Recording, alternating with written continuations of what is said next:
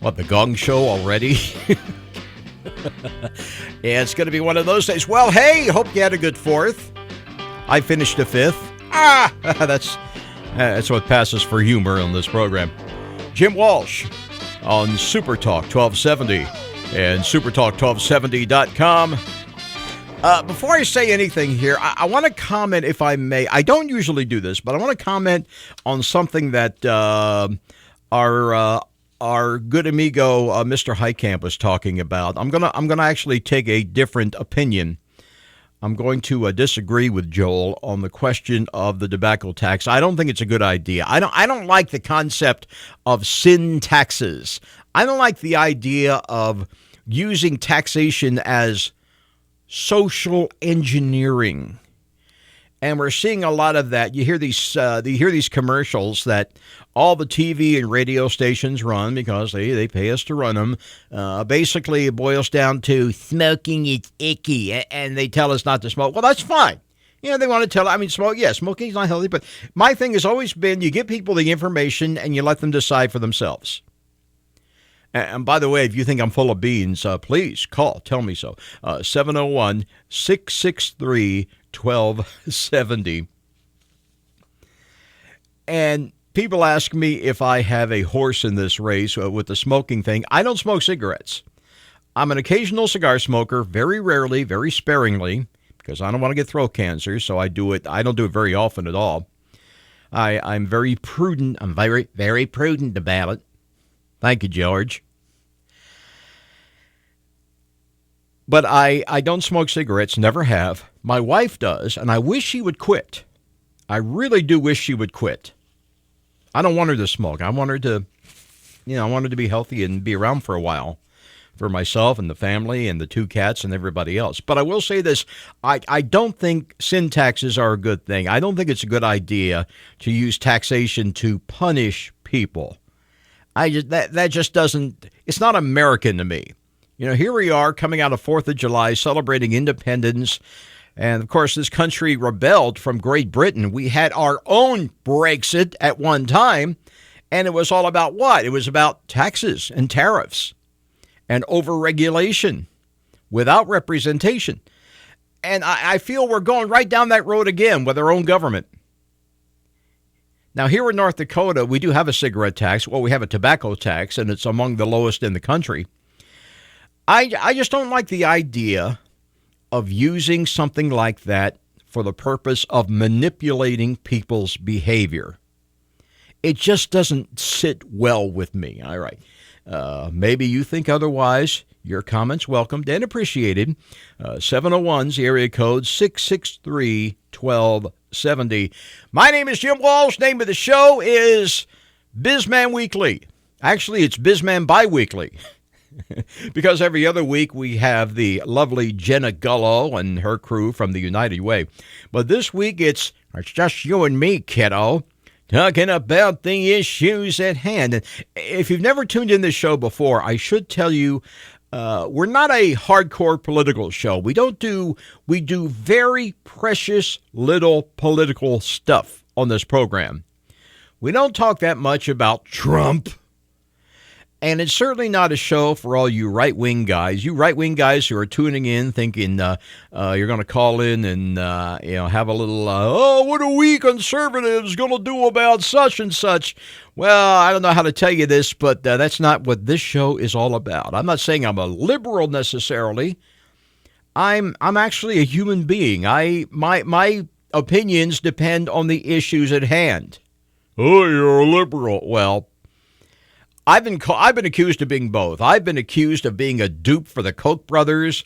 I've been accused of being a communist. Sometimes in the same day over the same issue. It's weird. But what this show is about, we like to have a little fun on this show because, after 2 hours of Joel, and I love the guy, he does a great job of that stuff. If the hardcore politics is your thing, then Joel is definitely your guy. And boy, am I glad we have him on this station.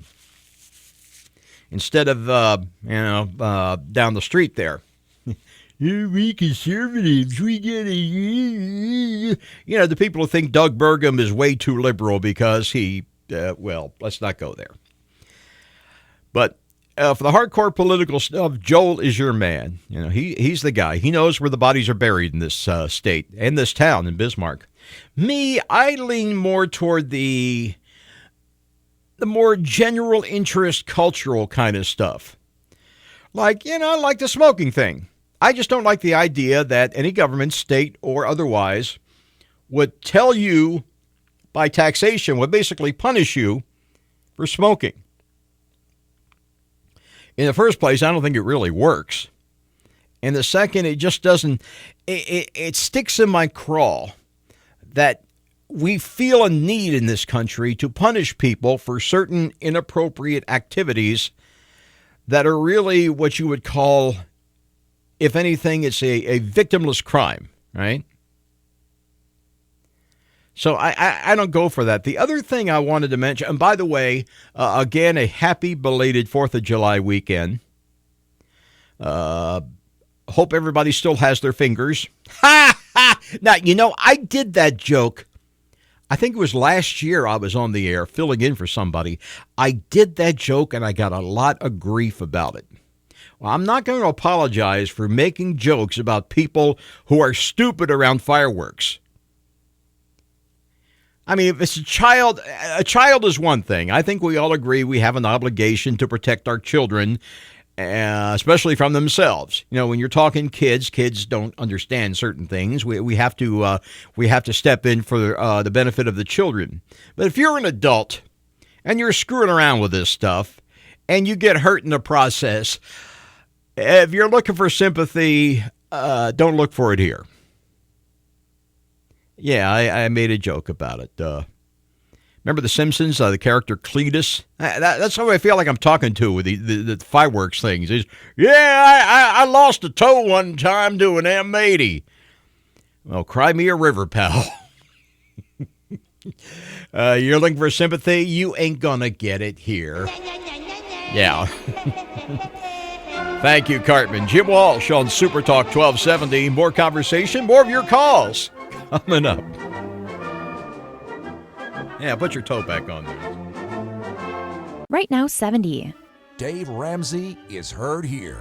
Super Talk 1270. Oh, my brothers, a bit of Clockwork Orange soundtrack music. The Thieving Magpie. With my man, Malcolm McDowell. Cool. Almost did it again. Super Talk 1270. supertalk1270.com. Jim Walsh on your, I keep wanting to say on your 10 in a row station. No, that's when I was working down the hall. All right, we're going to talk about Amazon here. I want to talk about this deal with Amazon here. Amazon is testing out a change in their price comparison thing.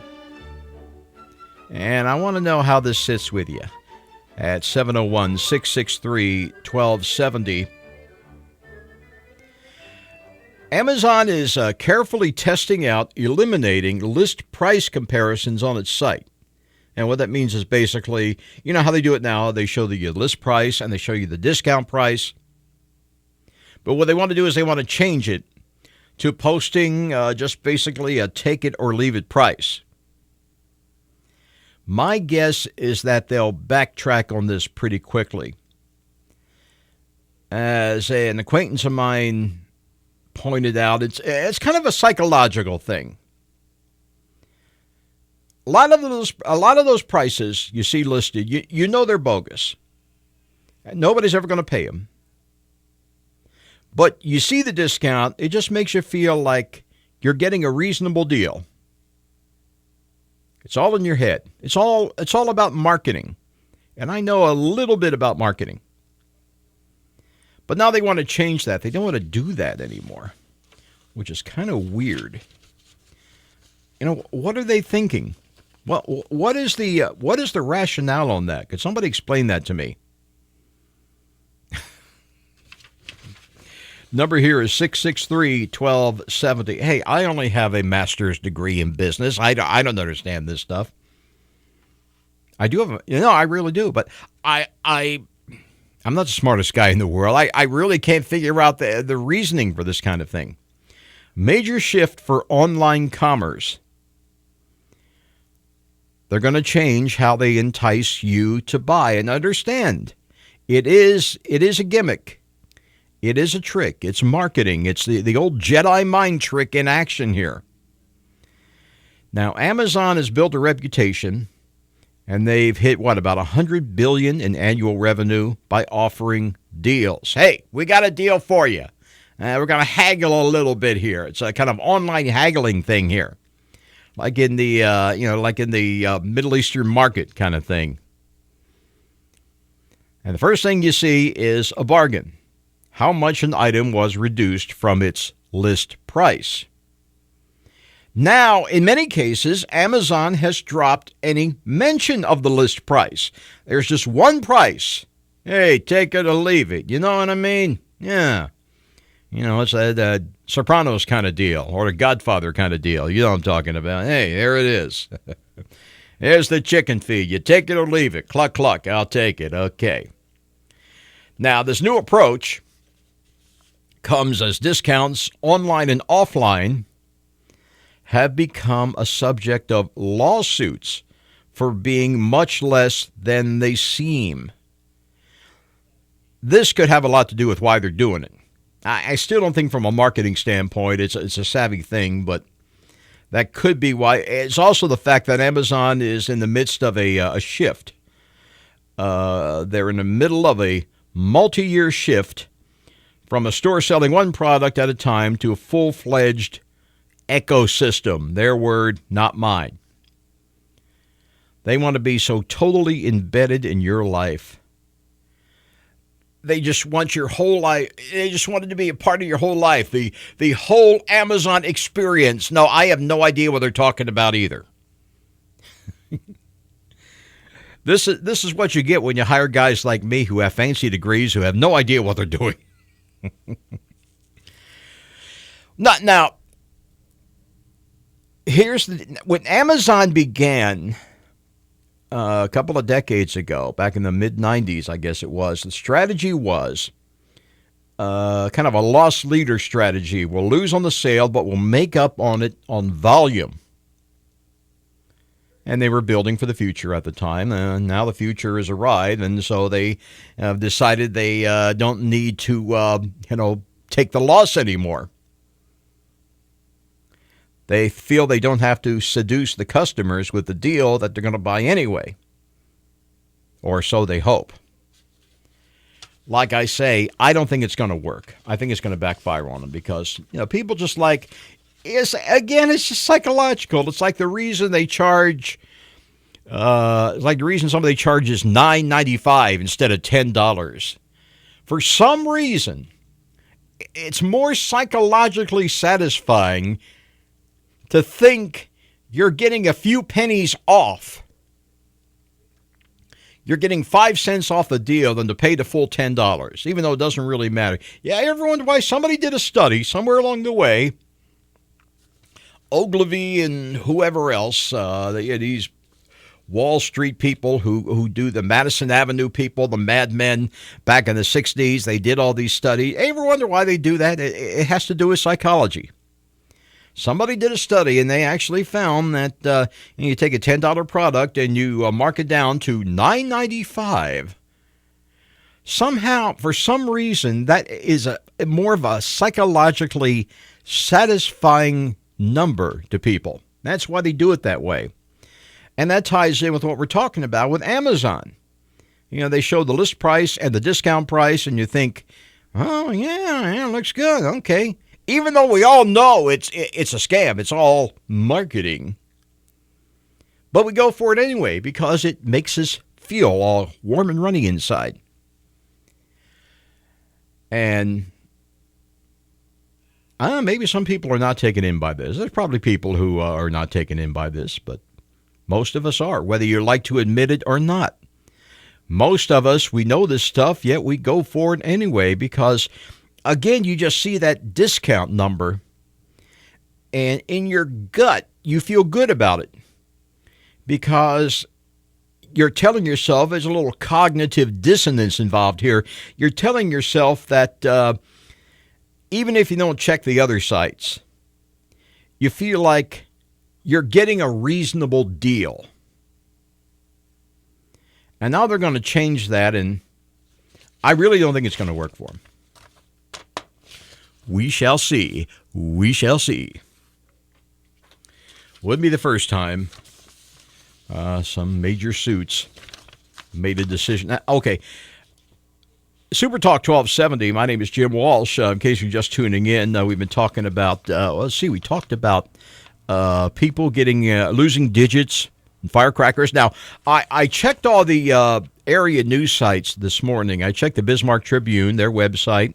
I checked the Forum website, the Fargo Forum, which is arguably the closest thing we have to a real newspaper in this state. And the Dickinson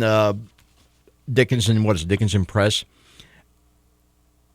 I have yet to see any stories locally or on a state level about anybody losing fingers or toes or whatever with fireworks. The nearest thing I could find, there was a story out of New York City about somebody who accidentally stepped on some kind of explosive device and and lost their foot as a result of it. Now, I'm not going to joke about that. Yeah, knowing no more than I know about it, it looks like it might have been an accident. And what they're saying now is that it was an experiment gone horribly wrong, whatever the hell that means. ABC News is supposed to have an update on that later on today. But these guys who screw around with fireworks, especially in places like Bismarck and now Lincoln, where we know it's against the law to do it. You're not supposed to. Now, Mandan was pretty wild last night. I was driving into Mandan. I was driving down the strip to the radio station to take care of some business around 10:30 last night. Fireworks are going on all over the place. Like every block, people had fireworks going on. I mean, it was kind of cool to watch. But what I'm saying is, if you're going to do that, you take your chances. And if you lose a pinky toe in the process, well, don't come crying to me. And don't be offended if I make a joke about how stupid it is, because it is stupid. It's thinning the herd, as it were. Anyway, coming up, as time allows, we got this 20 diversion tactics that highly manipulative people use to silence you. I've experienced a lot of these, and I'm going to run some of these by you. Things like gaslight. Do you know what gaslighting is? It's where they make you think something happened, but you don't remember it. I hate that. I've had that done to me. Yeah, they say something like, "Oh, remember that night you were drunk and you did this?" And I don't remember that. Well, you did this. And basically it's something you used to kind of hold over your head, even though you never actually... I actually had a girlfriend who used to pull that crap on me many, many years ago. She's not my girlfriend anymore. She's not my friend anymore. She was a horrible human being. You remember when you were younger, you would date people who were horrible people? And hopefully at some point you kind of get over that. Actually, my first marriage, we won't talk about that now, maybe later. What else do we have to talk about? Neal passed away. She was Lois Lane in the old 50s, The Adventures of Superman. And she had that classic 40s look. She looked like one of those dames from the old... from the old Bogart detective show. She looks like one of those dames who would, walk into the office with a smile you could pour over a pancake or whatever it was they said. All that Damon Runyon stuff. But she definitely had that look. And, for those of us of a certain age, she was the original Lois Lane. And we've got to pay her a little bit of a tribute. We'll talk about classic Superman in just a bit here. I'd love to get your thoughts as well. Jim Walsh on Super Talk 1270 and Super Talk 1270. Be right back.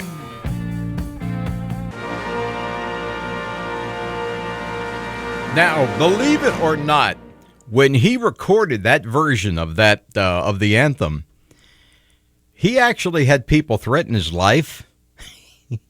He actually had people in the government who wanted to see if they could shut him down for doing it because of the Boston Police Department told him to stop playing it. I'm serious. People actually thought it was inappropriate. It was somehow obscene to jazz up the national. How far we've come. That's all I can say. I liked it. I was one of those people. I like the way Feliciano did it. Just saying. I've always felt that the national anthem, it's far too big a deal to some people. The way they played at ball games or whatever. I really wish we could kind of have a moratorium on that kind of thing. Just because people just get too worked up over it. It's really not a big deal. I mean, come on, it's a piece of music. It represents the country. Yeah, but it's symbolism. Symbolism. I mean, you conservatives, you're always going, the liberals are all conservative over substance. Well, there you go, conservative over substance. Supertalk 1270, supertalk1270.com. Of course, this show will be up on the podcast page, hopefully in the next 24 hours. We've been having some issues with our pewters here, but we're starting to catch up on stuff. So it should be up and running in the next day or so. Specifically, this show will be up on the podcast page, and we'd love to hear your comments on it if you want to go back and listen at your leisure. That's a cool thing we do. We give you the opportunity to listen whenever you're good and ready. If you're just checking in or just checking out now, check back later. Get the podcast. All right. Everything you know is wrong. What was it? The Fire Sign Theater, right? In the next world, you're on your own. Nick Danger, Third Eye. Jumping Jack Flash. It's a gas, Tommy. All right, enough of that. I had a cousin who was really, really heavily into the Fire Sign Theater. He always, I was in the Python. He was in the Fire Sign Theater, and he always kind of scoffed at me. Python, they're just the English Fire Sign Theater. I said, yeah, but Fire Sign, they're just an American version of Python. Shows you how much we had to talk about back in the day. Everything you know is wrong. An Italian study. Now, I love the fact that it's an Italian study. Obviously, they have no stake in any of this. Claims that pasta doesn't make you fat. Well, it's the whole thing again about complex carbs. And complex carbs versus sugary carbs. And whether they're good for you or bad for you or good in moderation. Well, these Italian scientists have discovered, they analyzed some 23,000 people and found that eating some pasta is associated with a lower body mass index. That number they come up with based on your height and your weight and so on. And if you're over a certain number, you're considered obese and all that silliness. Anyway, it is filling and it does have nutrients. They don't say, though, what the optimum serving size is. Some parts of this are very vague. When I was in grad school, we had a semester. One of my favorite courses was statistics. And we studied how they do these studies and how you're supposed to do them. And there's some gaping holes in this study here, I can tell you right now. Like I say, 23,000 people, well, that's a good base. But the results are just, some pasta is associated with a lower body mass index. Which is like saying, some Coca-Cola is associated with quenching your thirst for a while on a hot day. It means nothing. So what? I mean, yeah, obviously it's better than, say, eating a big, steaming, heaping bowl of sugar, which some people practically do, ingredients in some processed food, but and by the way, I'm not a food Nazi, and I'm not going to sit here and talk about, you got to eat healthy, you got to eat lots of broccoli every day, nothing but broccoli. No, I'm not one of those people. Believe me, I have my vices, and most of them involve food. I'm a recovering junk food junkie myself. You know what I love? I'm 60 years old. You know what I love? Yeah, I'm a peanut butter. I don't get it. I'm 60 years old. I'm still addicted to this stuff. I can eat it anytime, any place, any meal. I can have a peanut butter mashed banana sandwich, just like Elvis. And it satisfies me. That and a glass of milk. Sometimes you just got to feed your inner 10-year-old, I guess. Anyway, they say the results are in agreement with a relatively recent study examining food nutrition in middle-aged adults and the BMI. It sounds like a problem with your colon, doesn't it? No, he's got chronic BMI. Yeah, we give him some Metamucil and some Beano and send him home. And they go into the whole thing here, this article about this from CNN about the history of pasta. Well, pasta didn't it come from China originally? Wasn't the story that Marco Polo went over there and he saw the Chinese eating these noodle thingies, and he said, I bet they'd like that back in Italy. So he brought it back, and they called it spaghetti. And that's a story anyway. I don't know. That could be an urban legend. I don't know. Research has shown that the Mediterranean diet, which includes generous portions of veggies, fruits, nuts, beans, and peas, unrefined grains, olive oil, and fish, is associated with a lower risk of heart attack. Well, to me, that's just a good, balanced diet. I don't know if there's anything necessarily, may or may not be Mediterranean. Remember the caveman diet? There was the caveman diet. And I came up with one called it's you can eat anything you want, but you can only eat it while you're playing guitar. It's called the Chet Atkins diet. Thank you. Be here all week. All right. 20 diversion tactics highly manipulative people like sociopaths and psychopaths and all around crazy people use to silence you. Some of these, there was the one here I wanted to mention. We talked about this earlier, gaslighting, which was actually used on me one time. We're going to hold that thought, and we're going to come back and talk about it in just a couple of minutes here. Have you ever been gaslighted? 663-1270, 1701-663-1270. It's me, Jim Walsh, on Super Talk 1270 and supertalk1270.com. Be right back. Yeah, remember that summer when Ringo had his tonsils out and Shemp sat in? Yeah. Super Talk 1270, Jim Walsh. Okay, want to get to the 20 diversion tactics. Oh, before I do, I got this clip. Somebody sent this to me, or they posted it on Facebook, actually, on my personal site. And I liked it. It did generate some reaction. Some people were not too approving of it. But it's a commentary on patriotism and what it is to be an American. But I really liked the take on this. You got this guy walking down the street, big burly guy, and he looks like a Green Beret type. But listen to the message. I like this. I want you to listen to this. You ready? Here we go. Check this out. It's about 3 minutes. Patriotism. There's a word thrown around a lot.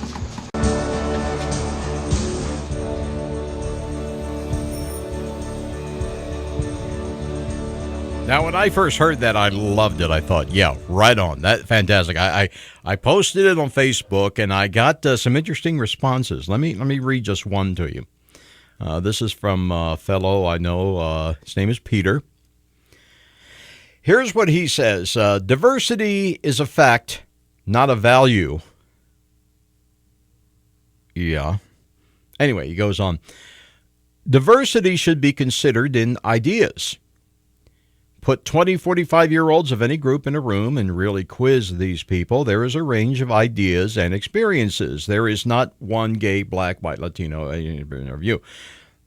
We often focus on what makes us different instead of our common humanity and ideals. Being a white Christian man, he writes, I probably have a lot in common with a black Muslim neighbor if we're willing to talk. I hate grouping Americans. I served on a county diversity committee after being nominated by the local NAACP president. I didn't see people of different groups. I saw great people who wanted to make the community better. I really don't think, he's making it like he disagrees with this. I don't see any real cause for disagreement at all. Ideas, we should encourage diversity ideas. The problem is there are still a lot of people out there who don't like diversity of much of anything. It's getting better, though. It's getting a lot better. But thank you, Peter, for that comment. A little long-winded, though. I mean, Peter, love you, man, but methinks you may protesteth a bit mucheth, forsooth. Gadzooks. All right. Real quick, I may have to save this for another day, this list of diversionary tactics that AHs, that's what we'll call them, toxic people, AHs use to silence and degrade you. The one I wanted to focus on is something called gaslighting, which has happened to me, and only very recently I found out that it is a thing. There's an actual word for this. Gaslighting is when somebody tries to trick you into thinking that something happened or you did something when you don't actually remember doing it. You know, the idea is to get you not to trust your own memory and your own instincts. They'll say, hey, I remember when you got drunk and you did that, and you don't remember, you don't have any memory of it, no memory of it whatsoever, and it turns out later you didn't do it, they were just saying you did it. That's gaslighting. I had it happen to me once. I was accused of doing something not, I won't say heinous, inconsiderate, we'll say it that way. And I honestly, for a long time, I went, God, this is weird. Is there something wrong with me? I don't remember doing that. Well, it turned out I didn't do that. I was just being, they were trying to play a nasty version of the Jedi mind trick with me. And there's a word for it. It's called gaslighting. So if somebody ever accuses you of doing something that you don't remember doing, the problem may not be you. The problem may be them. It does happen. When these people, they gaslight you, you may be prone to kind of gaslighting yourself because of what we call the cognitive dissonance. The two things going on in your head at the same time. George Orwell called it doublethink. Two conflicting ideas going on and you're trying to believe both. Weird stuff, but if you ever feel like you're in that position, it's just possible you are. Although people do things when they're drunk that they don't remember. All right, moving on here. Closing out the show today, and man, what a horrible year this has been for losing all the pop icons. I was talking about it with a friend over the weekend, and I was saying I think what has happened is statistically, I can't say statistics, but speaking in terms of statistics, I think we may have kind of reached a tipping point. It's just we've reached a certain point where, people of a certain age group are going to start dying in numbers. And one of our, another cultural icon passed on over the, although she was of a previous generation. She was an icon to the baby boomers, Noel Neal, who was Lois Lane on The Adventures of Superman with the late, great George Reeves, who himself is no slouch as an actor. We all know that story. But, she passed away at her home in Tucson, Arizona after a long illness. She was 95 years old, 95 years young. She was born in Minneapolis, not too awful far from here, so she was a girl of the region. Her father was an editor for the Minneapolis Star-Tribune. Her mom was a vaudeville performer. And she did a bunch of movies, most of which were not very good. And then she found her niche, so to speak, when she signed on for the Adventures of Superman in the early 1950s. Farewell, Noel Neal. The original Lois Lane, the one we'll always remember. You will be missed. Your comments welcome. supertalk1270.com. We'll hear from you again. You'll hear from me again sometime in the foreseeable future. I'll keep you posted. Thanks again for listening. It's Supertalk 1270 and supertalk1270.com. Supertalk 1270 KLXX Mandan, Bismarck. Listen anytime, anywhere, online at supertalk1270.com.